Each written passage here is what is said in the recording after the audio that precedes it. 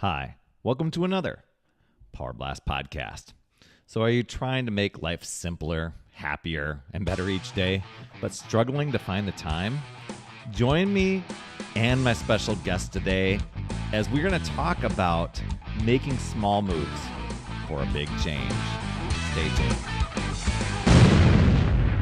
Hey everyone, Perry Tinsley here, creator of the Power Blast podcast. I'm a health and fitness coach, and I'm always looking for ways to make life happier, simpler, rewarding, more fun. And today I have a special guest, Jason Herzberger. Did an interview. It's coming up here. Jason's a small business owner, and he's the host of the Small Moves podcast. He's a lifestyle design coach, and he's helped people find and take small steps that are going to add up to big progress and make life just better every day. Just a little bit, you know. He's married to the love of his life, Carrie, and he's a father of 2 little girls. And get this, his family just chose the minimalist route and moved out of a big house and into an RV full-time to give them more geographical and financial flexibility. We're going to talk about that. So I hope you enjoy this interview and are ready to put some of these small moves to good use to make some big changes for you. Let's get to it. Hey everyone, I've got a great guy on as a special guest on our show today, Jason Herzberger from over in Maryland. Welcome, Jason. Thank you, sir. I'm glad to be here. Great to have you here. Now, Jason, as I told you before, he's a podcaster of a show called Small Moves Podcast, but he's also a lifestyle design coach. He just helps people just find these small steps, and that's what I'm hoping that he'll share it with us today. Just small steps that can help you make progress and making life better, simpler. And I'm really intrigued by his story because he's adopted this minimalist lifestyle, and I think sometimes it's very intriguing to go, oh my gosh, I want that too. I want simple. Mm-hmm. And then simple sometimes seems so hard. So I'm hoping he'll help dispel that. He's a father of 2 little girls, married, and get this. And you probably see it in the background if you're watching on video here. Let me switch it over to the camera so I can get that back over on video here. He's in an RV. They downsized their house into an RV. So I'm intrigued by that, and maybe share some simple tips on what people can do just to simplify, minimalize things, because let's face it, we can get really overwhelmed real quick with our stuff, mm-hmm. whether it's life stuff or clutter stuff or whatever. So Jason, welcome.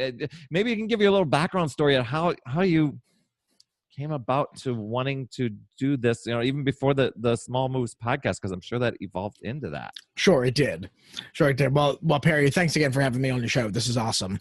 The concept of Small Moves does definitely roll back prior to 2015 when I came up with the initial idea for it as a podcast or blog or whatever it might be. Originally, the idea was a blog, and then I realized that as a good old ADHD kid, if you sat me down to try and write a blog post, I would very much rather dig a tunnel with my mouth than to sit there writing blog posts for the rest of my life.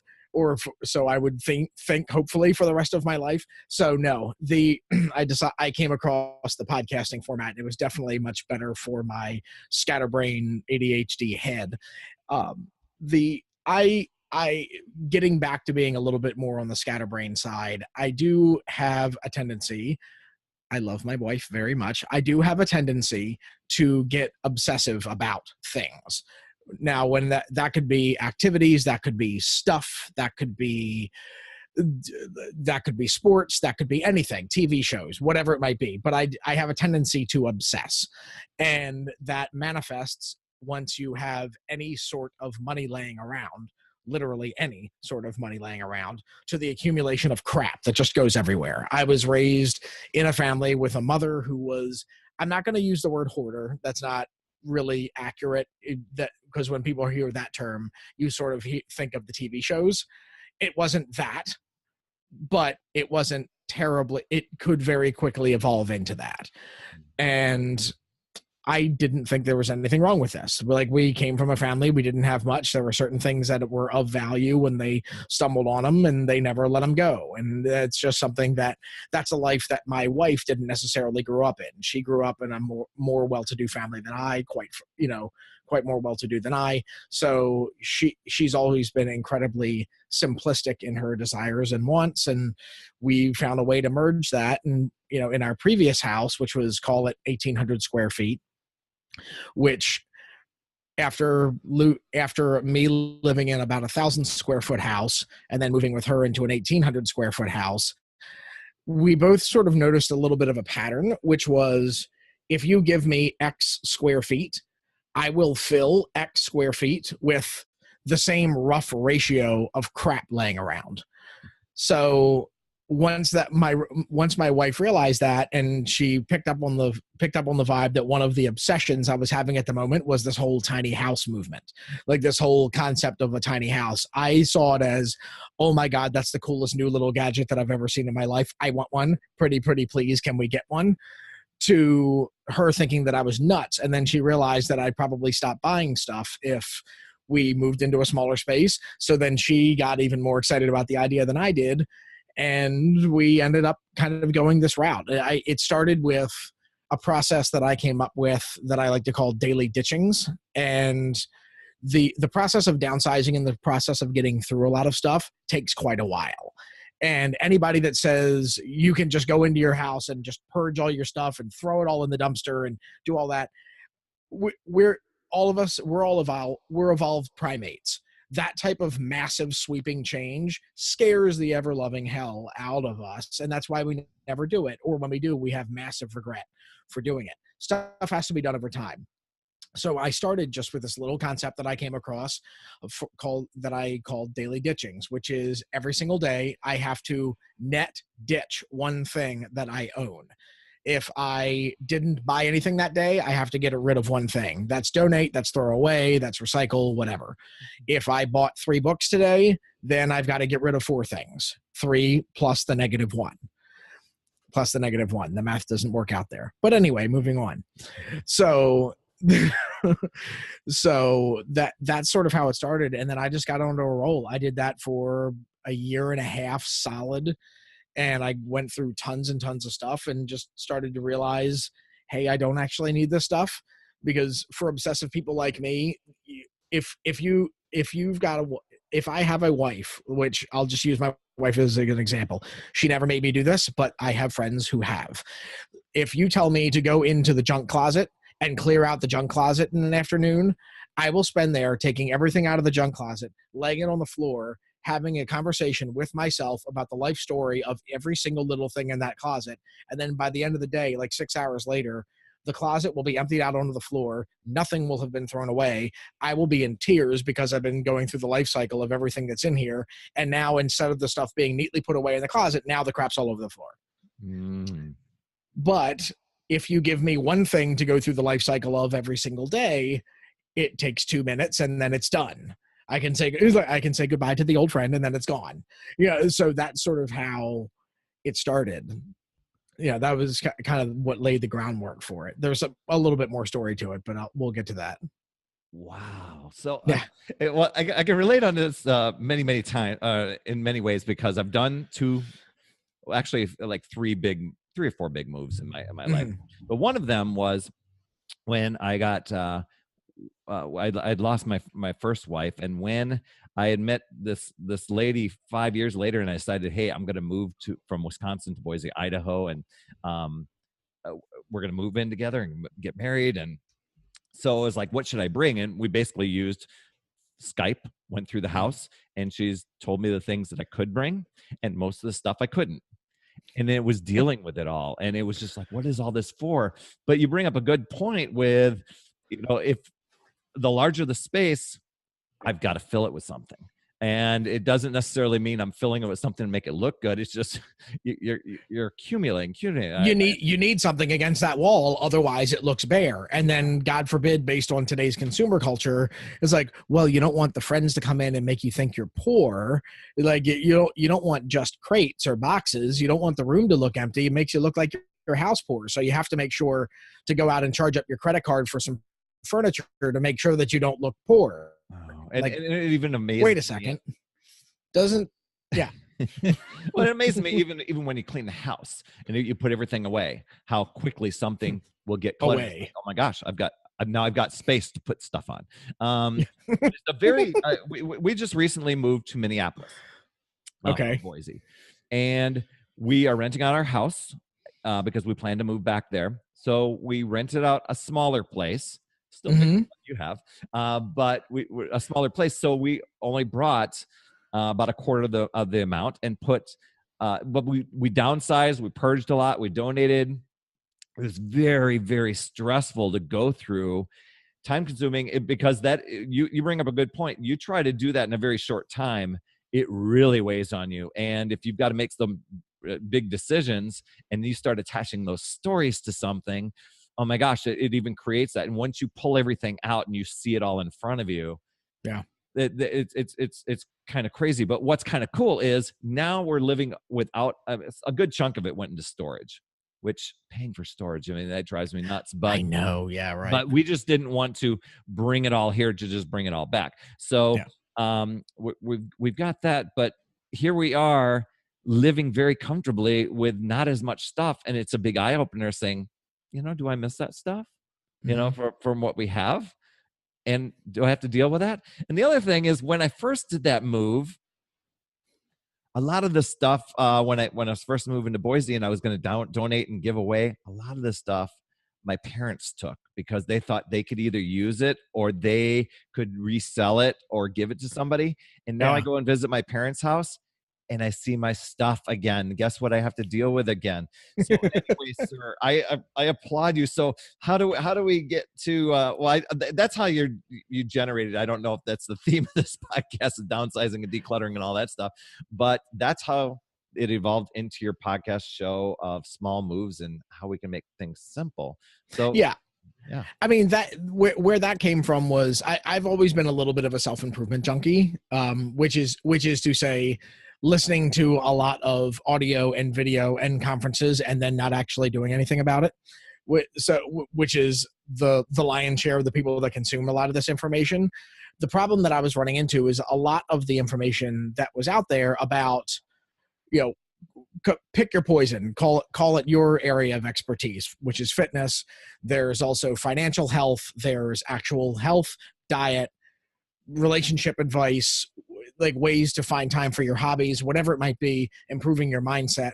All the advice that was out there is kind of like the go in there to the closet and go through all the stuff in the junk drawer and junk closet and throw it all away. It's all the equivalent of that in all of those different areas of life. If you want to get healthy, great. I know exactly what you can do. Go home, go into your kitchen, throw away all the food that's there. Never look at it or eat any of that stuff ever again for the rest of your life, ever. And then go to the gym. That's 45 minutes away from your house. That's $150 a month, because only the best. Join there and go there 6 days a week. But you're stupid. You don't know how to take care of yourself. So hire a personal trainer for $200 a week and do that forever. And then, since you clearly also don't know how to feed yourself, you need to hire a personal dietitian to come and to cook for you and to take you to the store and to show you how to do all these things. Do that for $150 a week on top of your new only Whole Foods, because only the best, food for the rest of your life. And I have to tell you, if you do all of those things, is it true? Yes, it's true. You will get in better shape if you do all those things. Your third wife will love you for it because you'll never see them. And not to mention, you'll crash in this after a couple of weeks, because doing massive sweeping changes like that is scary as hell to us. But I couldn't find any advice out there that would tell me to chase my 2-year-old around the backyard for 45 minutes a day. I'll probably burn more calories than I would if I was going to the gym, because when you go to the gym, half the time you're just freaking standing there talking to people. So I'm burning calories chasing my daughter, which from my daughter's perspective means I'm playing with her, which means she'll, like me more, which means, my wife will like me more, which means less stress at home, which means less stress at work, which means less financial stress, which means, all because I get to chase around my daughter. I could not find advice like that anywhere. And I was just like, I'm just looking for the little stuff. Like, I can't set my house on fire to get rid of my clutter. I can't do that. Most people say that you effectively need to do that. I can't do that. What can I do? Mhm. I don't know. I can't find any information for the small incremental steps. So that's what I started doing myself. There's a concept in financial planning called, that everybody I'm sure is familiar with, which is called compound interest. Compound interest doesn't just apply to money. It applies to fitness. You don't gain 100 pounds or lose 100 pounds overnight. You don't trash a marriage overnight, no matter what the particular incident was that might have been the straw that broke the camel's back. A marriage doesn't go to hell in a night. You don't lose your best friend overnight. These things don't happen overnight. They're all small incremental steps, one after the other, and then they compound over time. That's what I set out to find, and I couldn't find it. So that's where Small Moves came from. I interview people who are annoyingly good at certain things, but that are also great teachers. And I try to sort of dig into their past and dig into their background and try to figure out, what is it that the average Joe or Jane or non-binary folk can do right now today to just start back to the financial planning model, just be that first stone to kick it down the hill. What could be the one little thing that they can do to start down the path at getting better at whatever it is that this person is good at? So that's where the idea for the show came from. And I'm amazed at the conversations that I've had so far. I have learned so much, and just the improvements that we've made over the last year since launching this show. And prior to that, with some of the decluttering and the fitness stuff that I've taken up prior to that, sort of leading to the launch of Small Moves, it's been life-changing. It's amazing. Oh, that's so cool. So Yeah, I mean, man. I know that you've got, you address, finances, money, fitness, business, family, even hobbies. What are some things that you've found to be powerful? I don't know if you've applied all of them yourself, or maybe somebody else has benefited. I'm sure a lot of people have, probably people that you'll never meet or never hear about, that's what I love about the podcasting world. Because we're teaching and reaching people that you never know you're ever going to meet. But Yeah. there like some top things that stand out to you as those simple little steps that people can do?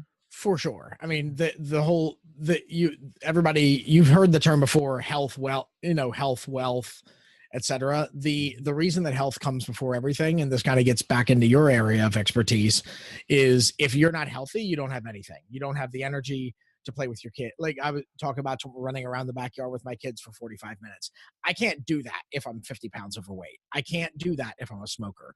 I can't do that if the last time I ran was in high school and you're in your mid to late 40s or 50 years old. You can't do it.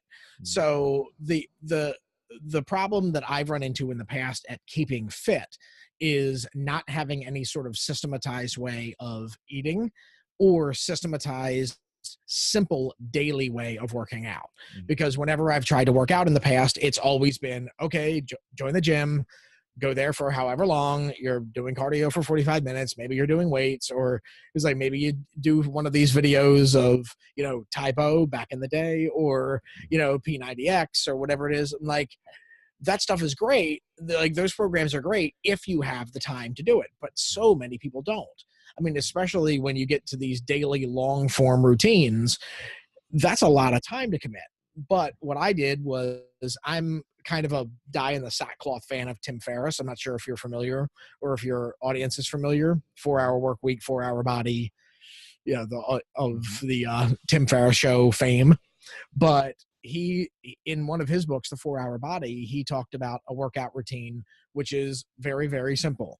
It's if you don't have time to do anything else, do 75 two-handed kettlebell swings every other day and literally nothing else. And it will have a dramatic effect on your body composition in a very short period of time. So that's what I started doing. That's what I've been doing ever since. It's been a year and a half. I work out for 5 to 7 minutes every other day, going back a year and a half.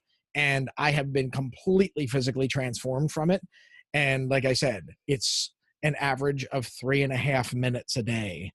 It's nothing. I wake up in the morning. I wake up in the morning. I do the obvious. I come in the living room. I do my kettlebell swings. I drink my coffee. I have my breakfast. I do my kettlebell swings while my coffee is brewing, and then I'm done my workout for the entire day. It's amazing. So find something like that. That's you don't. It doesn't have to be crazy heavy weights. It doesn't have to be anything insane. Just find something that you can do quickly, but do it every day or every other day, no matter how simple or mundane it is. Keep it short. Mundane can be beaten by keeping things short. Gets back to the concept of the book, Eat That Frog. Yeah. It's like, just get, if it's very quick, it's very simple, just get it out of the way. Just sweat 5 to 10 minutes a day. Find something to do to make you sweat 5 to 10 minutes a day. Don't care what it is. You can jump rope for 5 to 10 minutes while your coffee's brewing. That's it. You'll break out in a massive sweat.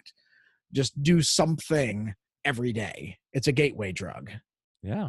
Yeah, well, it gets a lot of the total body moving in those reps. And yeah, I was listening to a podcast where you were talking about that before, and I thought, oh, that's clever. And I was wondering where you got that from. And okay, Tim Ferriss, I haven't read that book, but I've read the 4-Hour Workweek one. Okay. But so yeah, in that book, he also talks about a diet that's called the slow carb diet. Which is the way that I eat as well. It's just a very systematized way of eliminating the lion's share of the carbs that you consume. With a wonderful treat being a cheat day once a week where you proactively lose your mind. And when you proactively lose your mind dietarily, and it's been great. I've had a lot of great experience with that as well, mainly because it's simple, repeated over and over and over again, which with a scatterbrained crazy person like me, the less options you give me, the better. My wife has been very good in our roughly 5 years of marriage right now at eliminating options around me, and it keeps me so much more focused. You might not be the same if you're listening to this, if that's not how your brain works. Oh my God, I wish I was you. But that's just how I work, and it's been wonderful for me. Wow. Well, obviously you need the focus and the structure, and and you figured out those systems. Maybe had some struggles for a long time, and now have figured out those things that you can do. And it's really cool that your family's figuring out how to best help you. So so it's working out. So what other areas like money? What would be something that? I mean, the advice that I have in the money category is very simple, and it's something that we've all heard a million times and that never actually apply, which is the whole concept of paying yourself first.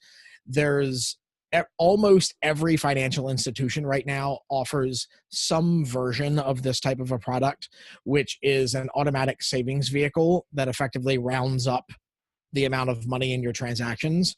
Like say you buy something for $1.50. It rounds up to $2, takes that 50 cents, throws it into a savings account. I don't even know what's happening. This is money that I spend anyway. And the account that I had that going into without me even knowing that it's happening right now averages between $200 to $250 a month that's going into a savings account. And I don't even know it's happening, because it's just simply, and it takes the money out every single day at the end of every single day. So I know for sure that the next day that I go in, the money that's in there is actually the money that's in there. Like you can set up automatic transfers out of your bank, which is fine if you know that you've got a solid cushion in your finances.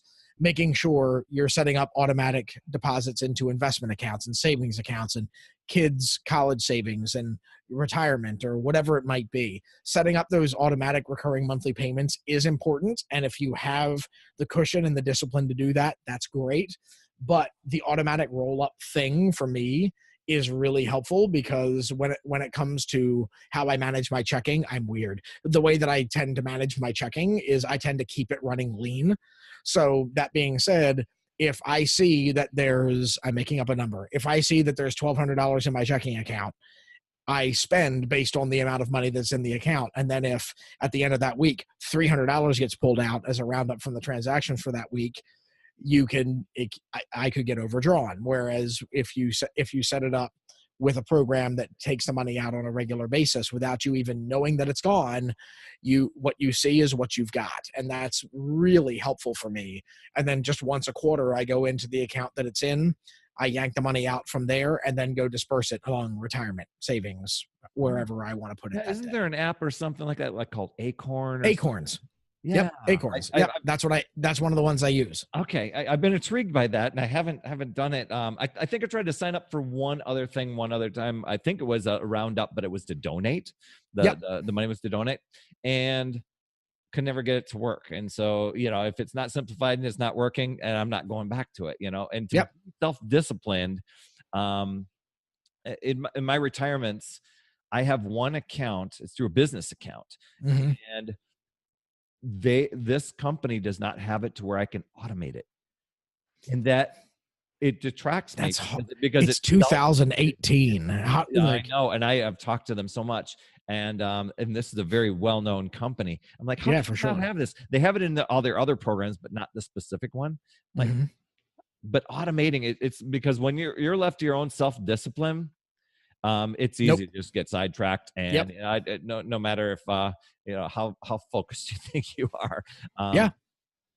Because in the world that we live in today, we're busy, we're distracted. It's like for everybody that's hearing the very mellow tone of my voice right now, or if you're on the video, you can see I'm just kind of blindly looking down and staring at my phone to see what we get distracted. Like we're walking around with massive distraction machines in our hands all the time, and it's not when you're sitting there getting caught up in the latest craziness that is what's going on with the Tesla stock, or oh my God, what did Trump do this time, or whatever the issue of the day is. You're like, oh crap, I forgot I had to send money to my IRA, and then it's year's end and you missed that contribution for that year because you just forgot.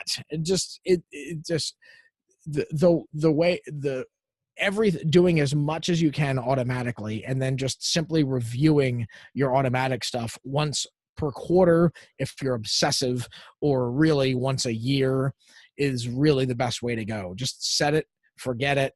That's investing, that's bill payments, that's donation. Like you said, with the roundups with donations, that's donations. Just if I could find one tripwire that really helps with the concept of people finding a small move that'll work, whatever the hell it is that you're trying to get better at, set it up on autopilot. If that means that you haven't taken your wife out on a date in 7 damn years, put it on your calendar today. If you're listening to this, put it on your calendar now to ask your wife next Thursday where she wants to go to dinner tomorrow night, meaning next Friday. Just put it on your, systematize it, because you're going to forget. You've clearly forgotten for the last 7 years. You're going to forget again. So put it on your calendar. Use the annoying distraction device that we walk around with in our pocket. Use it for a force of good as opposed to a force of evil. That's good. That is great, because I use alerts a lot on my. Me too. It's awesome. Not to say that I take action on them all the time, but at least it's in there, because we do get distracted, and something that helps with that, by the way, that of not paying attention to them or not doing what they say. Train yourself to never dismiss them until you've actually done it. Because what I first started doing when I first started using alerts, I'm like, oh yeah, I got to take my total inches measurement this month. Great. Dismiss. 3 months goes by. And oh yeah, I'll do that as soon as I get home. And then you forget. Just leave it on there, because even if you're proactively procrastinating, which is the greatest phrase on the planet that I heard somebody say at a conference one time. Repeat that again? Proactively procrastinating. Even if you're proactively procrastinating, you know that you're putting something off, even though it's dinging you on your phone to remind you. You know that it will never stop dinging you until you actually do it. So never swipe to make them go away. That sounds like a perfect app that I'm sure it would get deleted real quick after people would be like, it's like, leave me alone. What I want to accomplish in life. One little finance related small move that we implemented a couple of years ago that's made a huge impact for us. It initially started out with debt, with using this towards debt, but you know how, kind of going contrary to some of the other things that I've said today, which is you want to try and set as many things up on automatic as you can. The problem with doing that is you do have to review your stuff on a regular basis, which I wasn't doing. And I came to the realization that I was paying small little, or maybe big little, monthly contributions or payments towards services or things that I had or things that I needed, or a credit card that I was paying towards, but that's now paid off, or whatever it is. What I did was I started doing this thing called, I believe it's called, is it snowballing, where basically the concept is that as it applies to the debt world, the way that this concept applies in the debt elimination world is, let's just say you've got 5 credit cards, and every one of the credit cards has a $100 a month monthly payment, so you're paying $500 a month. What you want to do is, when credit card number 1, you take that $500 a month payment and you put it towards one credit card. And then that credit card, you take $500 a month, you put it towards that one credit card. That credit card is now paid off. You were paying a minimum payment on that one of $100, but it's gone now. You add that $100 to the $500. So now you put $600 a month towards the next one, pays it off even faster. That one goes away. You add that $100 to the $600, making it $700, and so on and so on and so on. And it turbocharges the paying off of your debt. Well, what we did was we applied that same concept, but to our savings. What I did was I realized we were subscribing to Hulu and never using it, $13.99 a month. So I took $13.99 a month, downgraded our Netflix subscription to what we actually used. That took it upwards of $18 a month. And then we changed our cell phone plan, which saved about $50, added that. Adding, subscriptions to apps on our phone, subscriptions to games that I used to play, but then don't, but we're still paying for, online services, debt elimination. That number snowballed within 4 months of sort of tearing through our checking account and credit card statements. That number soared to north of $700 a month. This was automatic money that I was paying that I didn't know that I was paying, or was just assuming I was paying. That number has since, in the last little over 12 months since that point, has now grown to close to $1,300. I can tell you the exact number, $1,359.37. I'm keeping it to the exact figure, adding exact dollar amounts to it.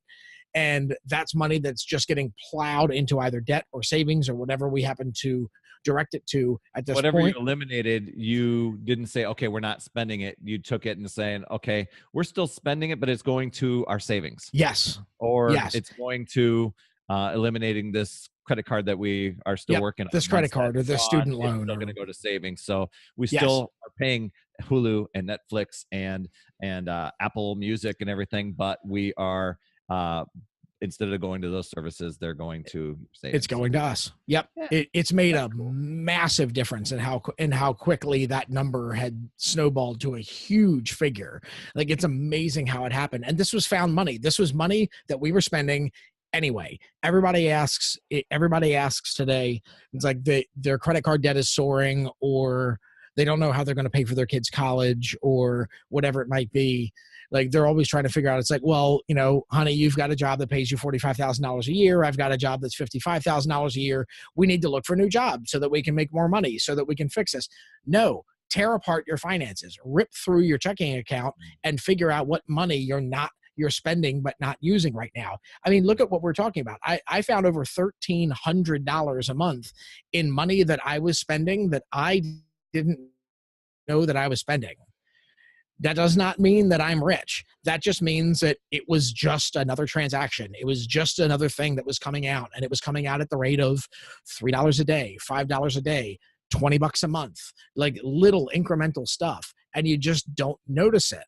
So get down and tear those things apart. And it's amazing the money that you can find. We found almost $18,000 a year in free cash flow. You can fund one hell of a retirement account and kids' college savings with $18,000 a year. It's amazing how quick it happens. So that's probably the biggest small move that I can tell you in the finance world, which is just keep doing what you're doing now, keep spending what you're doing now, but instead of spending it towards whatever, just divert it into an account or to debt reduction. That is one huge small move. Yes, Love sir. it. Let's do one more here. Maybe for Yeah. family, what would be a great thing for family that is like a power tip that you've done or that you've learned that people can You get back to the massive distraction device in your pocket. Put family time on your calendar. Okay. Make it an appointment, just like everything else. Make it hot red, and nothing can penetrate it. Like, make sure that you set aside time. It doesn't even necessarily have to be the same time every day or every week or whatever it is, but it actually, I would recommend just something that my wife and I have experimented with. Intentionally don't make it the same time, the same thing, the same place every day, because it keeps things interesting. And find something new to do with the kids. Find a time to have a date night with your wife, or to get your in-laws to take the kids for a night. Or if you don't like your in-laws, I'm one of those really weird people that actually likes my in-laws. I'm a very rare bird. Like, there's not that many of us around, but so I actually enjoy my in-laws, and my in-laws enjoy my kids. So we take full advantage of that when the opportunity presents itself. But I would say just put stuff on the calendar. Figure out what your wife, like, I'm speaking for my wife, like, figure out what your wife is into and just schedule it. If you want to have even more fun, schedule it without telling them. And then just play. We're going out Friday night. Make sure that your parents have the kids. Where are we going? Tell you later. And never tell her ever. And just go. That is so much fun. Like, my wife does that with me, where she says, if we've got time in the next couple of weeks, I want to take you and the kids to eat here at this place, but I don't want to tell you why. I'm like, and it's a restaurant that I've heard of. Like, I know this place. It's nothing new. She knows I know it, but there's something going on there that she wants us to go to, and she won't tell me what it is. That's kind of fun for me. And so, I find that intriguing. I find it interesting. The anticipation of doing cool stuff in a lot of cases is more fun than the doing of the cool stuff. So, plan things, put them on a calendar, and build some anticipation around them. It keeps things so much more interesting. Oh man, that's so cool. I love those tips. And I think a lot of people are going to really rally around that. So in addition to people subscribing to Small Moves podcast, which I'm sure is on iTunes and Stitcher and Google Play.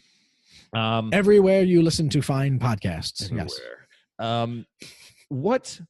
So if somebody comes across something in their life that they want to simplify or just make it easier for them, do you have any tips on what people can do to, like, some steps on how to, I don't know, what do they call it? I don't know, deconstruct, work backwards. What is it that you maybe can share there? Yeah.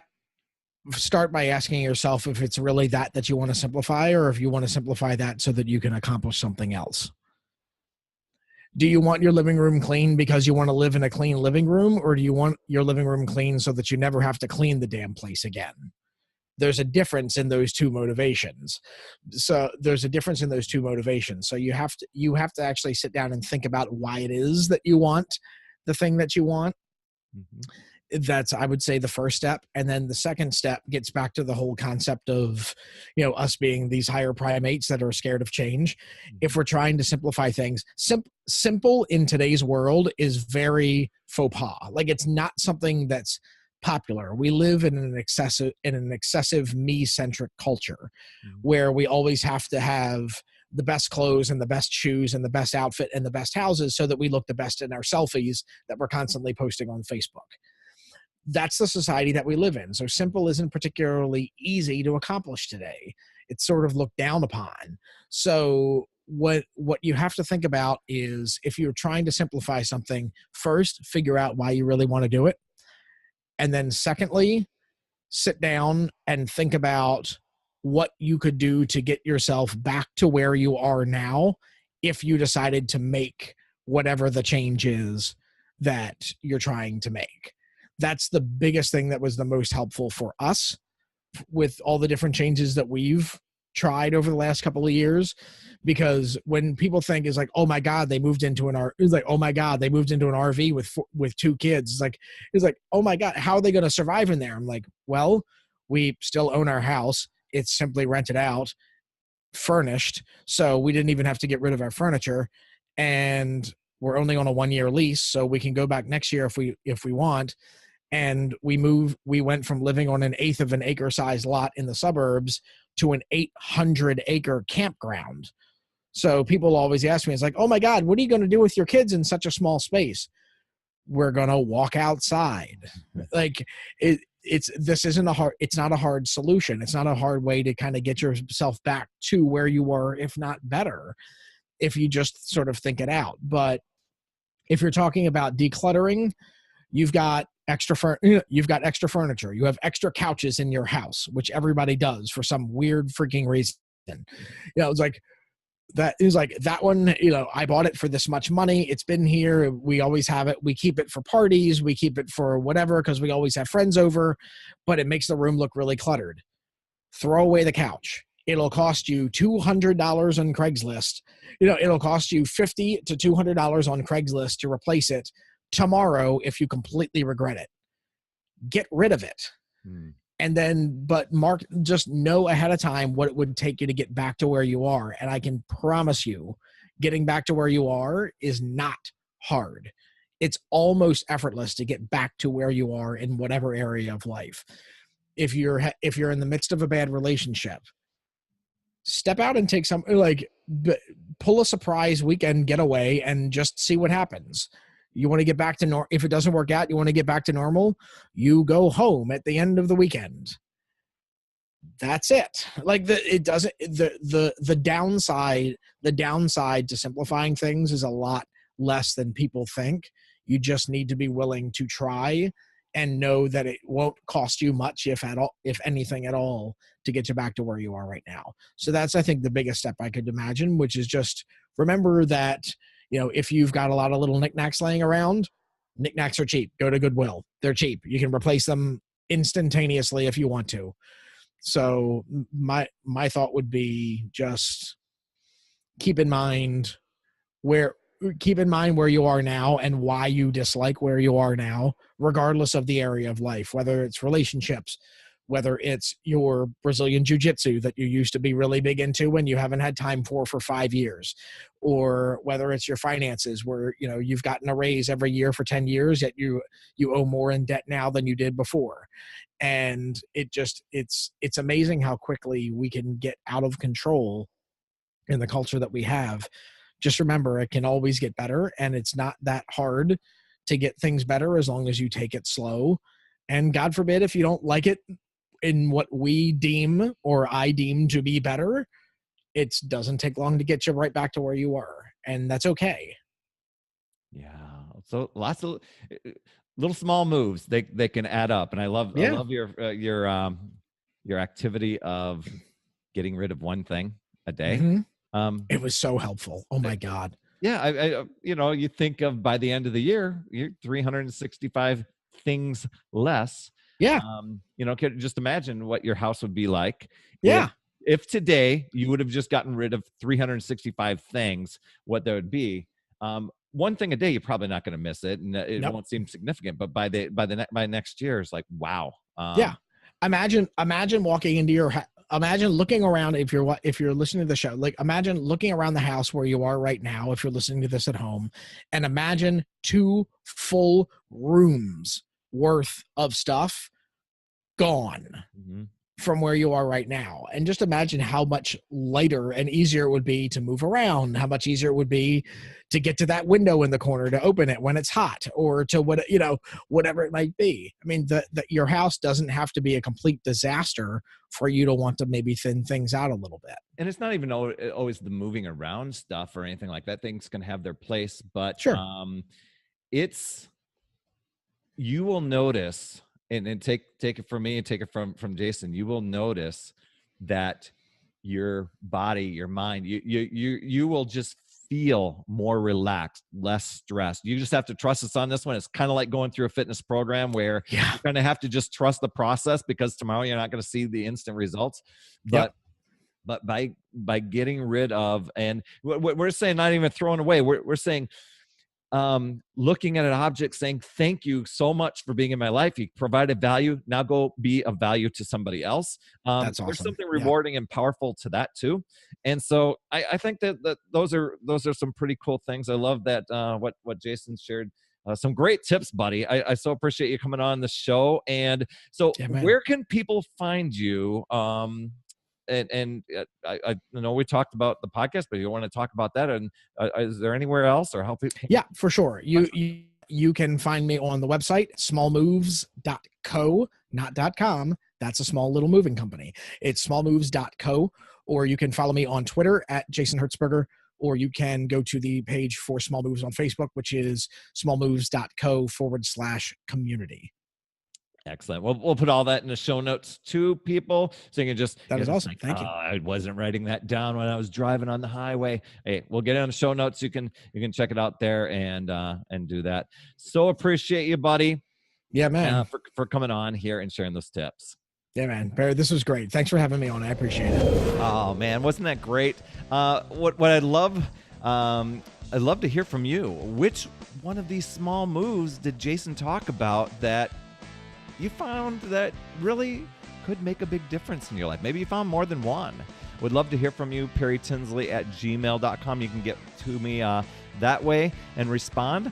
Or, if you want to connect with Jason a little bit more, like he said, his website is smallmoves.co, C-O. Or on Twitter, he's at Jason Herzberger. That's JASON HERZBERGER. And he also has a community. I believe it links to his Facebook community. It's at smallmoves.co/community. You can check him out over there.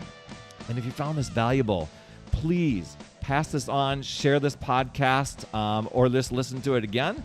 Be grateful for that. And if you can get over into your podcast app and just even download Jason's podcast just by looking up Small Moves, or going over to our podcast here at Power Blast Podcast and giving an honest rating and review. That would really help a lot more people. You absolutely rock, my friend. And as always, remember, it's never too late. We'll see you next week. Yeah.